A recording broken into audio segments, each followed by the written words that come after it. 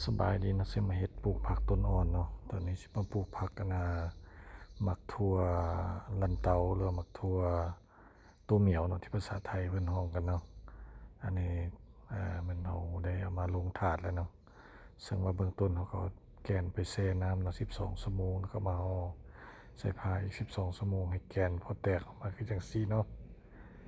หลังจากนั้น เขาก็เกียมดินเนาะเกียมอย่างเอาดินมาใส่พระธาตุแล้วก็เอาแกนผักเอามาโหยใส่ถาดเนาะตามที่เห็นนี่เนาะขั้นตอนแซ่ขั้นตอนอย่างเราบ่ได้ถ่ายไว้เนาะตอนนี้ว่าเทตัวแต่ว่าเฮามันกระเทินเฮาเฮ็ดอาจจะถี่เกินไปเนาะเวลามันออกมามันต้นมันจะน้อยเนาะอันนี้ก็เป็นประสบการณ์ข้างทำอิฐเนาะซึ่งว่าเห็นว่ามันก็ได้ผลสมควรเนาะผลออกมาเนาะ อันนี้เป็นวันที่1เนาะตัวนี้เขามาเป็นวันที่2ที่3เนาะต่อมาตามมาก็หดน้ำเศร้าแรงเนาะออกมาวันที่4ที่5ก็จะประมาณนี้เนาะวันที่6ที่7ก็จะประมาณนี้เนาะวันที่7เนี่ยซ้ำนี้เนาะ